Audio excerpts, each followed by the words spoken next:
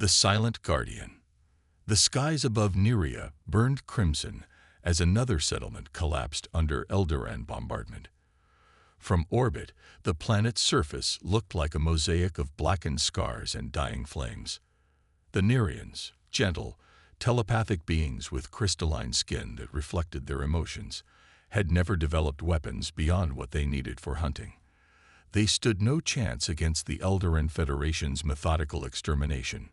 The Galactic Coalition observed from their sleek monitoring stations, recording everything with clinical detachment. Their mandate was clear: no interference in sovereign conflicts. The Eldarans claimed the Nereans harbored a pathogen dangerous to sentient life, a convenient lie that gave them legal grounds to seize the resource-rich world. The Coalition representatives filed their reports, shook their heads in rehearsed sympathy, and did absolutely nothing. No one was supposed to interfere. That was the protocol that had maintained an uneasy peace among the advanced species for 3 centuries. Commander Eliza Kwan stood on the observation deck of the ESA Intrepid, Earth's most advanced stealth reconnaissance vessel. Her dark eyes reflected the burning world below, jaw clenched tight enough to crack teeth. The ship hovered beyond detection range. Cloaked by technology the Coalition didn't know humanity possessed. "Confirm what we're seeing," she ordered, voice steady despite the horror unfolding before her. Lieutenant Okuffer's fingers flew across the holographic interface. "Confirmed, Commander. Civilian population centers targeted specifically. This isn't occupation. It's systematic genocide. Send the full sensor package to command." Quietly. Earth had withdrawn from the Galactic Coalition 15 years ago, citing irreconcilable ethical differences. The Coalition had labeled humans as primitive, volatile, and dangerously unpredictable.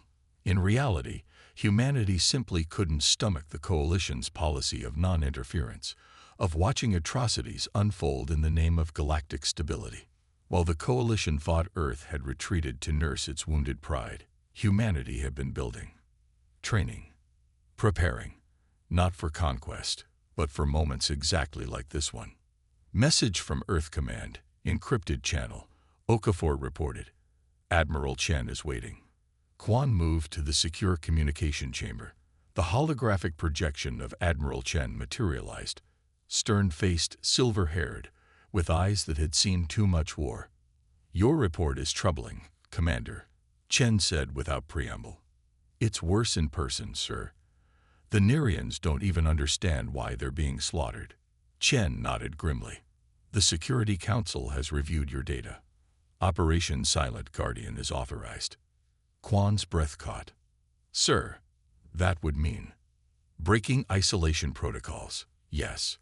The Coalition will be furious. The Eldarans will claim we've committed an act of war." Chen's expression hardened. "Sometimes, Commander, the right thing and the lawful thing aren't the same. The fleet is ready. They've been ready for years, waiting for the day we could no longer look away." Chen's hologram leaned forward. "You have command of the Vanguard. First wave jumps in 6 hours. Remember, this isn't about starting a war. It's about stopping one." The communication ended, leaving Kwan in silence. 6 hours to prepare for an action that would forever change humanity's place in the galaxy. High Commander Vex of the Eldoran Federation inspected the holographic battlefield with satisfaction. The Nerean resistance had finally collapsed. His 8-fingered hand adjusted his ceremonial medals as he addressed his officers. "The purification proceeds on schedule. Sector 7 will be cleared by dawn." An aide approached nervously.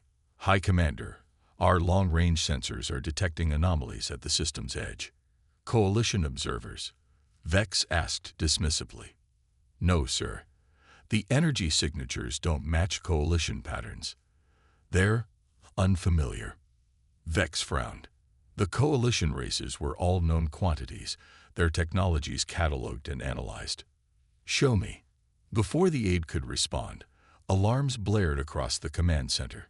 Space itself seemed to tear open as dozens of rifts appeared in orbit around Nerea. Not hyperspace jumps. Those were detectable, predictable.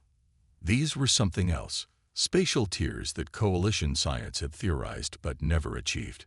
Through these wounds in reality emerged ships unlike any in the Eldoran registry. Matte black, no visible engine emissions, with geometric patterns that seemed to absorb rather than reflect light. What species are those? Vex demanded. His tactical officer worked frantically. Unknown, but the configuration. Sir, they might be human. Humans. Vex spat the word like a curse. The primates who stormed out of the Coalition because they couldn't play nicely. He laughed sharply. Open communications. Let's remind these mammals what happens to species who interfere in Federation business. The main screen flickered to life, revealing a human female with olive skin and sharp eyes that seemed to pierce through the screen. Commander Quan didn't wait for Vex to speak. Eldoran forces, this is Commander Eliza Quan of the Earth Defense Fleet. Your actions against the Nerian people constitute genocide under both Coalition and Earth law. Cease all military operations immediately and withdraw from the planet. Vex's facial ridges flushed purple with rage. Earth has no authority here, human. The Coalition recognized our right to neutralize the Nerian biological threat. Remove your ships or be destroyed. There is no biological threat, and we both know it, Quan replied coldly.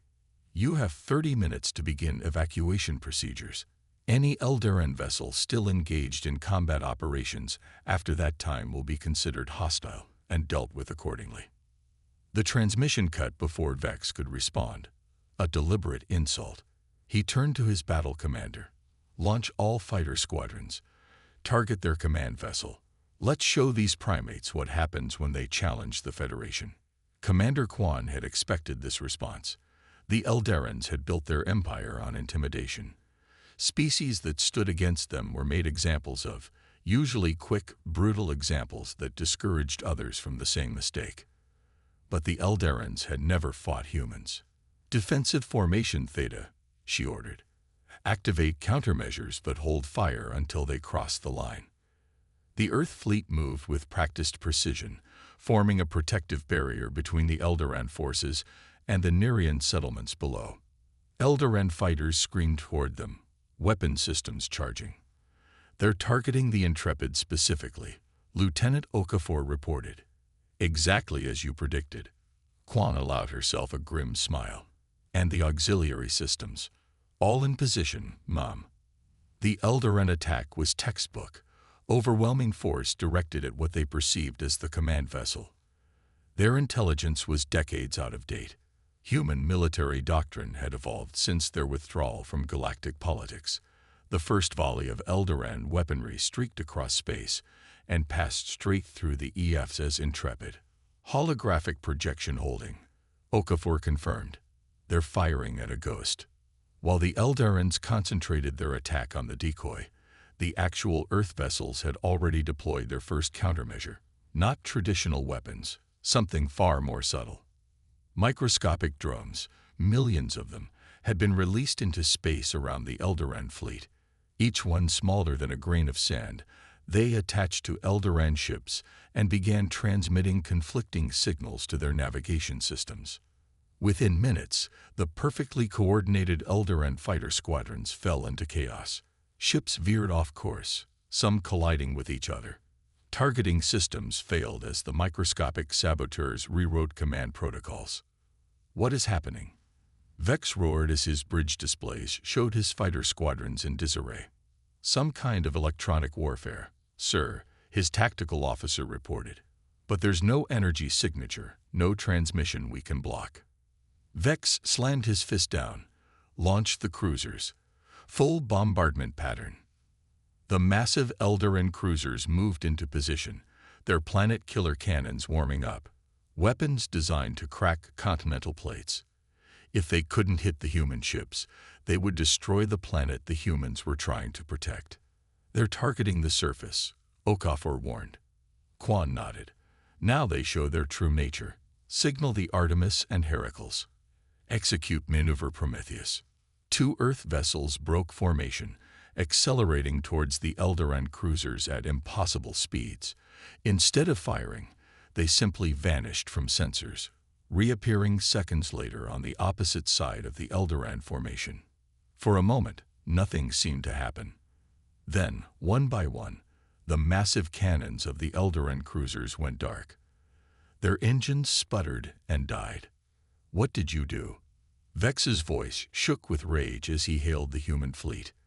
Commander Quan's face appeared on his screen again. "We introduced your weapons systems to something we call an entropy virus. It accelerates molecular decay in very specific compounds, like the ones in your power cores. Don't worry, life support systems were deliberately left intact." Vex stared in disbelief. "You could have destroyed our ships completely." "We could have," Quan agreed. "But unlike the Eldoran Federation, Earth doesn't practice genocide. Your crews will live. Whether your careers do is another matter." Her expression hardened. "This is your final warning. Withdraw from Nerian space, or the next demonstration won't be so gentle." News of Earth's intervention spread across Coalition space faster than any official channel could control it. Grainy footage captured by Nerian satellites showed Earth vessels dismantling the feared Eldoran war machine without firing a single conventional shot. In the Coalition Grand Assembly, chaos erupted. The Eldoran ambassador demanded sanctions against Earth. The Coalition Security Council entered emergency session. Species that had lived under the shadow of Eldoran expansion watched with cautious hope. On a dozen worlds, people gathered around screens to watch the mysterious human fleet, the species that had walked away from the galactic community rather than compromise its principles, standing against the most feared military power in known space.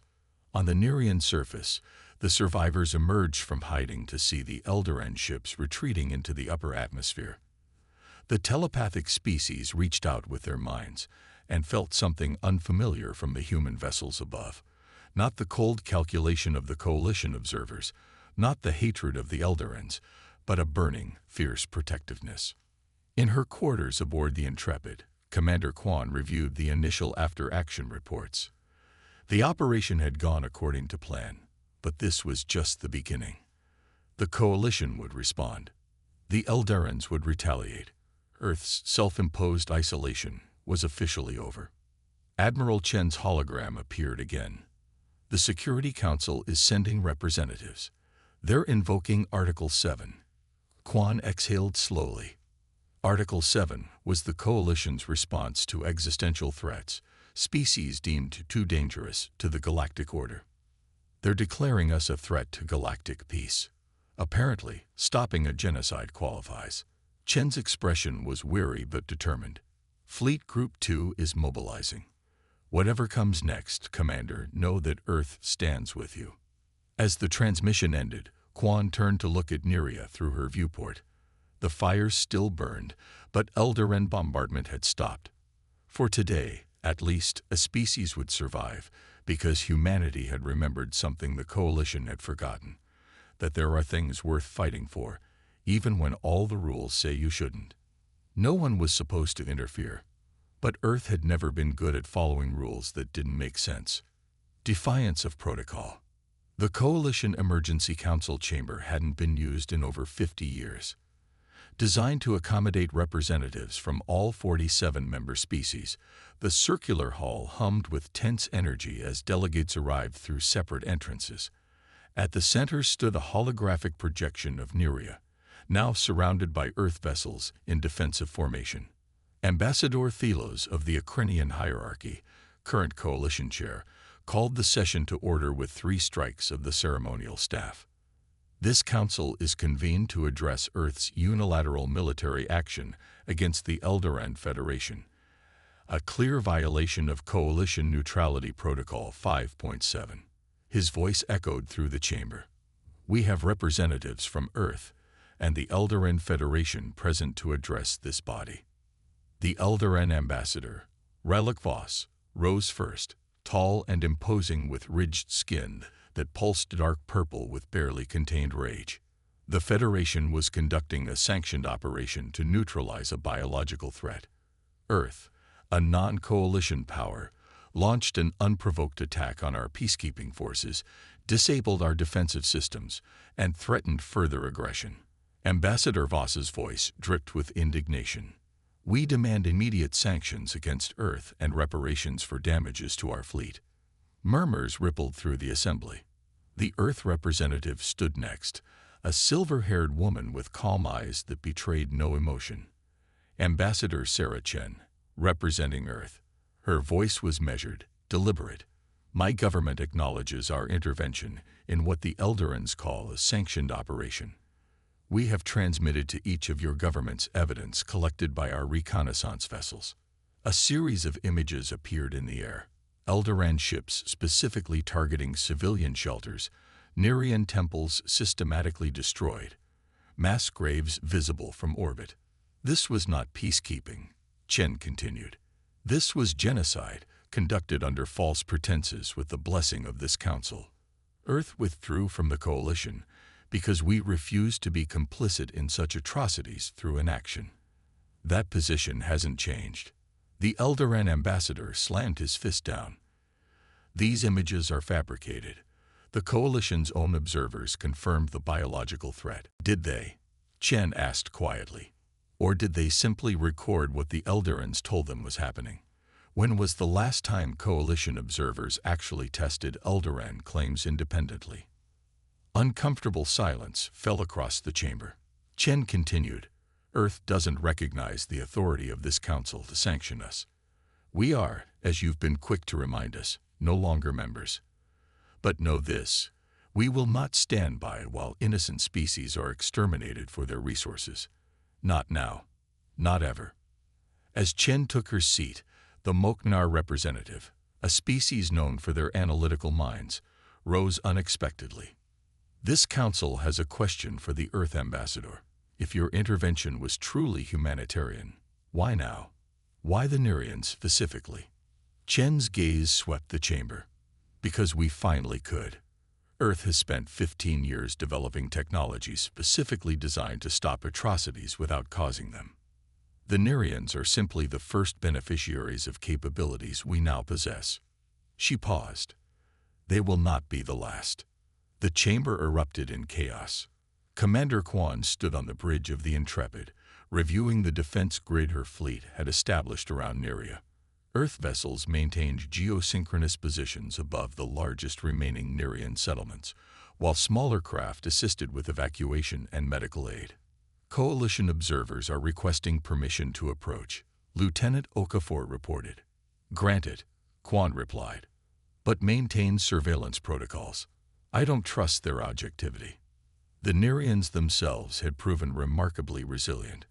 Despite losing nearly a third of their population to the Eldoran purification, they focused on healing and rebuilding rather than vengeance. Their crystalline skin, normally iridescent with shared emotions, had dulled to a mournful blue that occasionally flashed with hope when Earth aid workers appeared. Commander, Communications Officer Park interrupted her thoughts. We're picking up unusual subspace distortions at the edge of the system.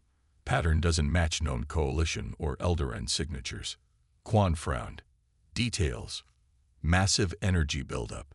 Whatever's coming through isn't trying to hide. Park's fingers flew across his console, multiple entry points forming. On the main view screen, space rippled and tore. Through the dimensional ruptures came a sight that made Quan's blood run cold. Eldoran ships, not the standard military vessels they'd faced before, but ancient behemoths being pulled out of mothballs. Leading them was a massive construct shaped like a crescent moon, its curved surface bristling with technology that even Earth's advanced sensors struggled to analyze. Alert Admiral Chen, Quan ordered. The Eldorans have deployed the Void Caller. The Void Caller wasn't just a weapon, it was a statement. Built centuries ago during the Eldoran-Moknar War, it had been used only once to collapse a star into a black hole, destroying an entire system. After that demonstration, the Coalition had banned such technology and supposedly verified its destruction. Evidently, the verification had been inadequate.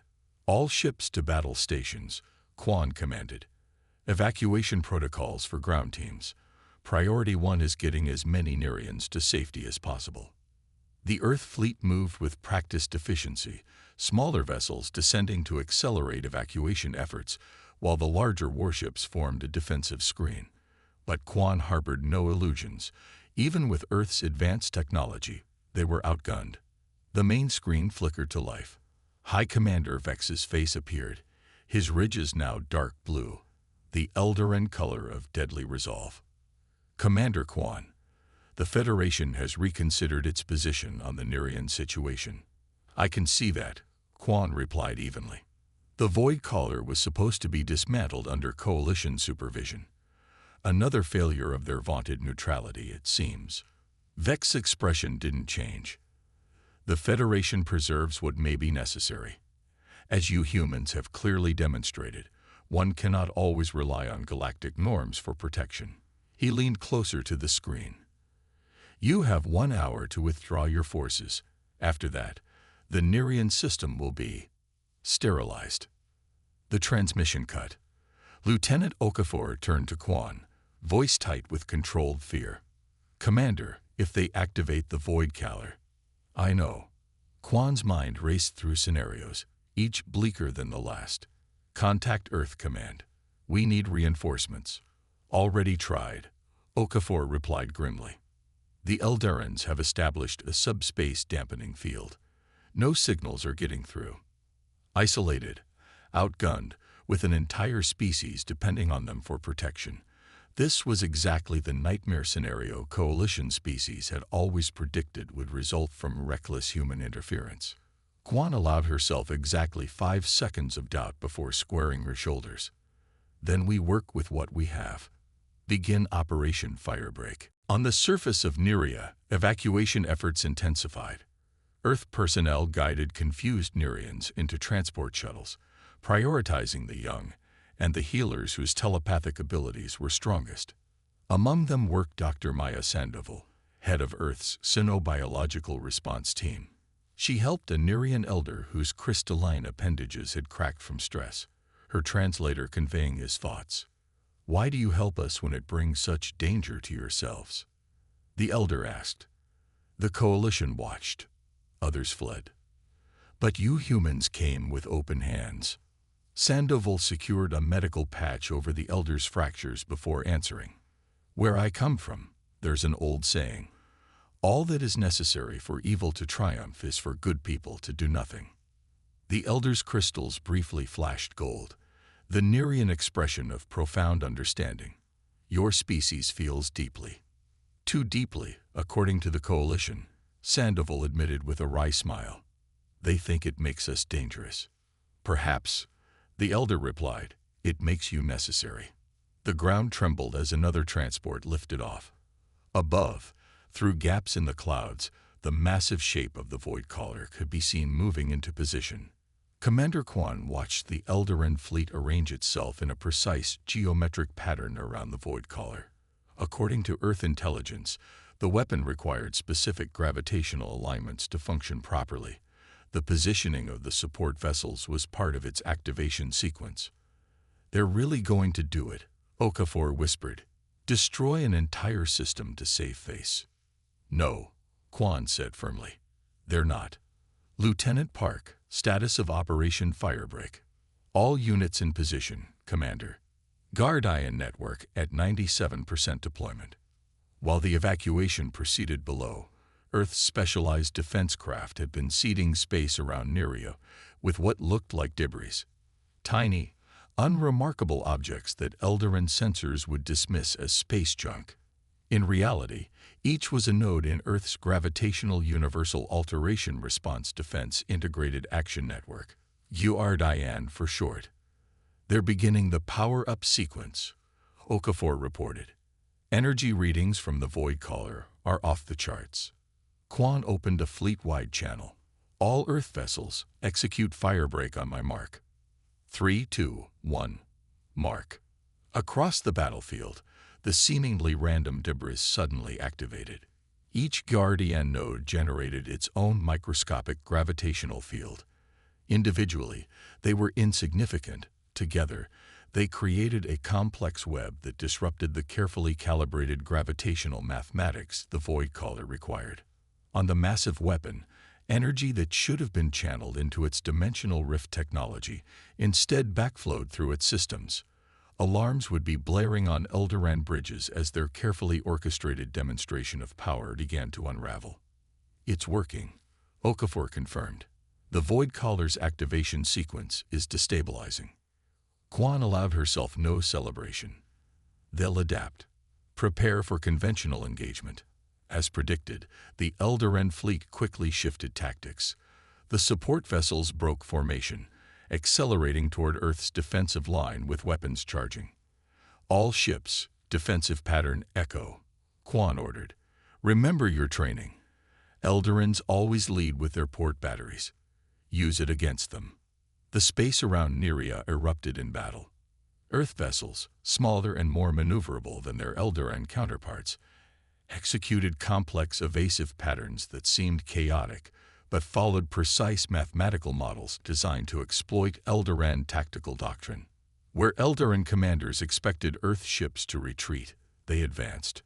When Eldorans prepared for direct confrontation, Earth vessels scattered only to regroup at unexpected vectors. It wasn't just technology that gave humans their edge, it was unpredictability. On the Intrepid's bridge, tactical displays showed both losses and victories. 3 Earth vessels had been destroyed, their crews evacuated to emergency life pods. But 7 Eldoran cruisers had been neutralized, their systems overwhelmed by targeted electronic warfare. "The Void Collar is moving," Okafor reported suddenly. "They're repositioning to compensate for our gravitational interference." Quan studied the massive weapon's trajectory. "They're persistent, I'll give them that. Calculate probable alternate firing solutions." As the battle raged, Coalition observation vessels maintained their distance, recording everything. Their neutrality protocols prevented interference, but not observation. For the first time, they were seeing Earth's military doctrine in action against a superior force. And despite themselves, many were impressed. In the Coalition Emergency Council, the mood had shifted from outrage to concern as reports filtered in from their observers. The Void Collar's presence had changed the equation dramatically. The Eldorans assured this council that the weapon had been dismantled. The Moknar representative stated flatly, "Its deployment constitutes a breach of Treaty 37B." Ambassador Voss bristled.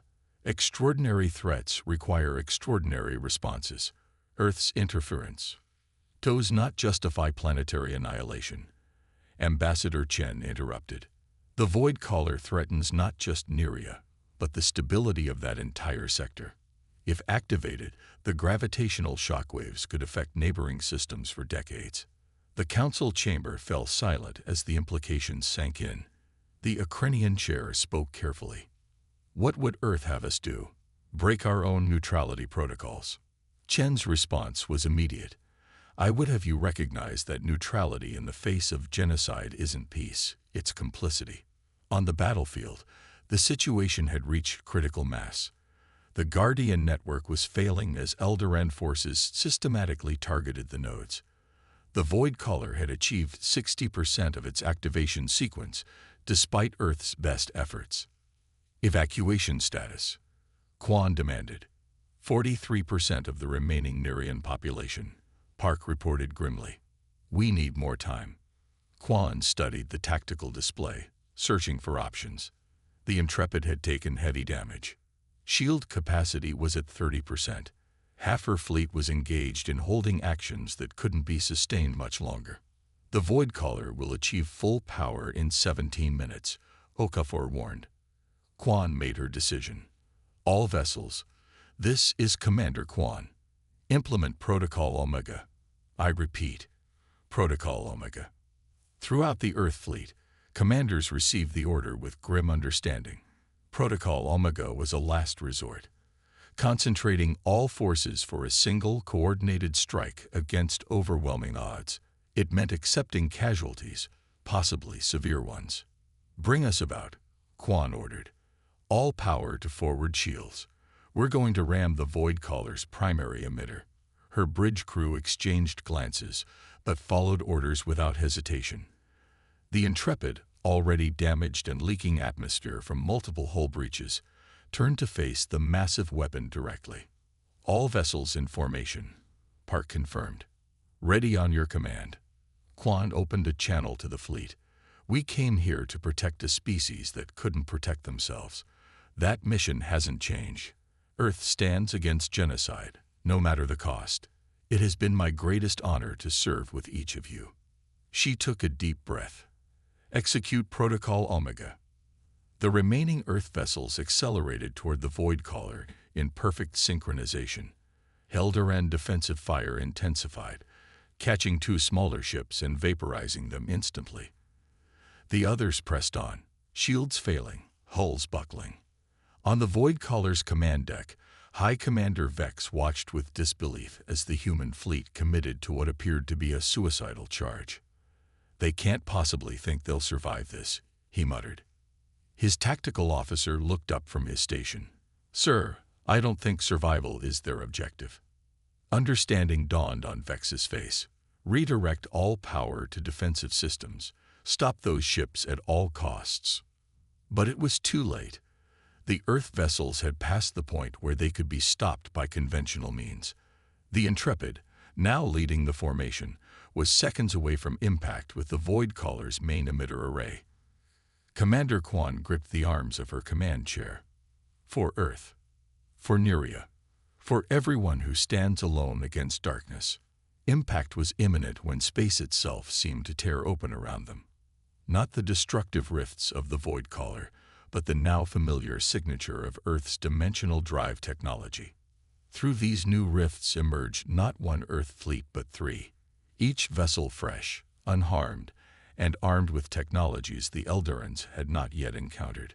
Leading them was the EFS Prometheus, Earth's newest and most advanced warship. This is Admiral Elena Rodriguez of the Earth Defense Force to all vessels. Stand down immediately. Quan's suicide run halted mere kilometers from the Void Caller as tractor beams from the relief fleet stabilized her damaged ship. On her view screen, Admiral Rodriguez's stern face appeared. Cutting it a bit close, weren't you, Commander? Quan allowed herself a tired smile. Calculated risk, Admiral. How did you get through the subspace dampening field? We didn't. Rodriguez's expression was grim satisfaction personified. We brought our own subspace with us. A little trick our scientists have been working on. The Eldorans aren't the only ones who can keep secrets. Around them, the newly arrived Earth fleet moved with surgical precision, neutralizing Eldoran resistance with technologies that made their earlier demonstrations look primitive by comparison. The Void Caller, surrounded by Earth vessels specifically designed to counter its capabilities, powered down rather than risk destruction. High Commander Vex, recognizing defeat, opened communications. This means war with Earth, Admiral. The Federation will not forget this humiliation. Rodriguez regarded him coolly. This isn't war, Commander. This is a warning. Earth has watched from the shadows long enough. From this day forward, genocide will be met with intervention. Every time. Without exception. She turned to address not just Vex, but the Coalition observers as well. We didn't leave the Galactic community to hide. We left to prepare. Today, you've seen only a fraction of what we've become. 3 days later, as medical ships treated the injured and engineering teams helped the Nerians rebuild, Commander Quan walked among the crystalline structures of the Nerian capital. Beside her, the elder whose life Dr. Sandoval had saved moved slowly, his crystal appendages now healing with a faint golden glow. Your Admiral tells us that Coalition representatives are coming, the elder communicated. They wish to reassess the situation. Quan nodded. They've been forced to acknowledge that neutrality has a cost. Whether that leads to lasting change remains to be seen. And Earth, will you return to isolation now that the immediate danger has passed? Quan looked up at the sky where Earth vessels still maintained their protective formation. No, I don't think we can. Or should. She turned to face the elder. For 15 years, we've built our defenses and watched injustice unfold across the galaxy. That ends now. The elder's crystals pulsed with colors Quan hadn't seen before, complex emotions her translator struggled to interpret. In our oldest legends, the Elder finally communicated. There is a concept called Vahira, the storm that brings life. It is destructive yet necessary, chaotic yet purposeful. His crystalline face reflected the sunlight as he looked at Quan. Perhaps humanity is the galaxy's Vahira. Around them, Nerian children played among Earth personnel, their crystalline bodies flashing with curiosity and wonder. Earth scientists worked alongside Nerian healers, each learning from the other. It wasn't peace, not yet. Too much had been lost. But it was a beginning. No one was supposed to interfere, but sometimes interference was exactly what the universe needed.